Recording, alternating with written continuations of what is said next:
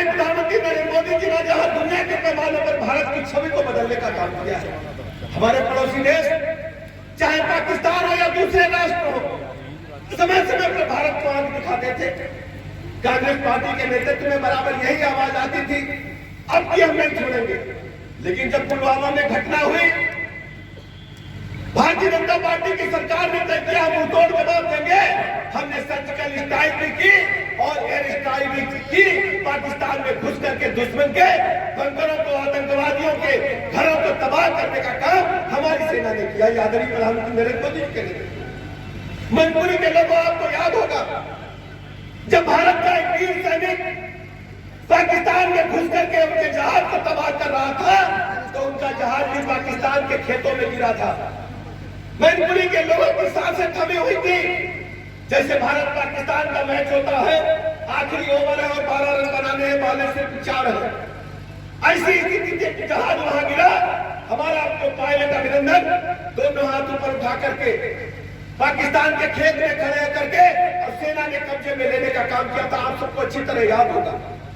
हमारे नेता मोदी जी ने कहा था कि अभिनंदन को सुरक्षित वापस हम लाएंगे, और दूसरे दिन पाकिस्तान बॉर्डर पर हमारे अभिनंदन को दूसरा सूट सब पहना करके, कोट पैंट पहना करके सुरक्षित लाने का काम आदरणीय प्रधानमंत्री नरेंद्र मोदी जी ने किया था।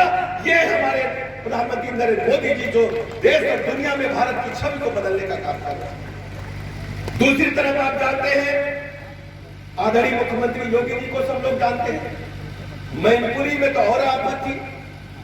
प्रदेश का कोई जिला हो, कोई शहर हो, गुंडे, बदमाश, लुच्चे, लफंगे तरह तरह की धमकियां कसते घूमते थे।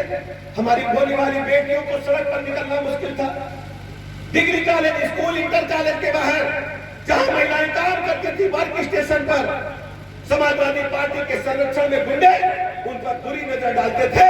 हमारी सरकार ने एंटी रोमियो स्क्वाड का गठन किया और 20,000 ऐसे मुकदमे दर्ज करके उनको जेल के सीटों के पीछे भेजने का काम हमारी सरकार ने किया। इलाहाबाद से लेकर के, प्रयागराज से लेकर के और मऊ तक कोई कहता था कि हम फलाने अंसारी हैं, कोई कहता था फलाने अहमद हैं। पश्चिम उत्तर प्रदेश में लोग कहते थे कि हमारी सरकार तो पूरे देश में चलती है, जिसको चाहते हैं भला तब उठा लेते हैं। लेकिन योगी जी की सरकार ने सबको जेल के सीटों के पीछे भेजा और हमने 2,500 करोड़ से अधिक संपत्ति को जब्त करने का काम किया है, जो गुंडई की बदौलत, माफियागिरी की बदौलत बनाई गई थी। इसलिए मेरे मित्रों, मैनपुरी को भी आपको निष्पक्ष मतदान के लिए तैयार करना है। आज कल से मैं मैनपुरी में जहां जहां जा रहा हूं, सैकड़ों की संख्या में नौजवान, युवा, जाति धर्म समुदाय से ऊपर उठ करके हमारे भाई रघुनाथ साकी जी के समर्थन में कमर का बटन दबाने के लिए आगे आया है। मैं आपसे अपील करने के लिए आया हूं कि हम सब इकट्ठा होकर के इस बार मैनपुरी में कई दशकों का बदला लेने का काम करेंगे। जिनको सामाजिक रूप से अपमान का घूंट पीना पड़ा है, जिनके हक और हुकूक लूटे गए हैं, आज मैं आपको बधाई देने के लिए आया हूं। बधाई इस बात की है कि आज ही के दिन संविधान को अंगीकार किया गया था। आज भारतवर्ष संविधान दिवस के रूप में आज मना रहा है। मैनपुरी के लोगों, भोगांव के लोगों, हमारे लिए बहुत ही आज गौरव का दिन है। बाबा साहब भीमराव अम्बेडकर ने जब संविधान बनाया तो उन्होंने तय किया कि अब राजा रानी के पेट से पैदा नहीं होगा, वास्तव में बैलेट मशीन की बटन से राजा पैदा होगा, और जिसको आप आशीर्वाद दोगे वही आपका नेतृत्व करेगा देश की सबसे बड़ी पंचायत। आजादी के पहले क्या होता था? राजा का बेटा तुरंत राजा बन जाता था नौजवान होने के बाद। कभी कभी तो नाबालिग भी राजा बन जाते थे। लेकिन मेरे मित्रों, ये तय किया है बाबा साहब भीमराव अम्बेडकर ने। मैं बाबा साहब को आप सबकी तरफ से, उत्तर प्रदेश सरकार की तरफ से, उत्तर प्रदेश के 25 करोड़ लोगों की तरफ से हृदय से श्रद्धांजलि अर्पित करता हूं और उनको हृदय से इस बात के लिए मैं बाबा साहब भीमराव अम्बेडकर को, उनके अनुयायियों को बधाई देना चाहता हूं। भारतवर्ष में संविधान बनाकर उन्होंने सबको मजबूती देने का काम किया। राजा बनाने का अधिकार आज गरीब और आम आदमी को है, किसी बड़े आदमी को नहीं है। आप अच्छी तरह जानते हैं सब बाबा साहब भीमराव अम्बेडकर ने किया।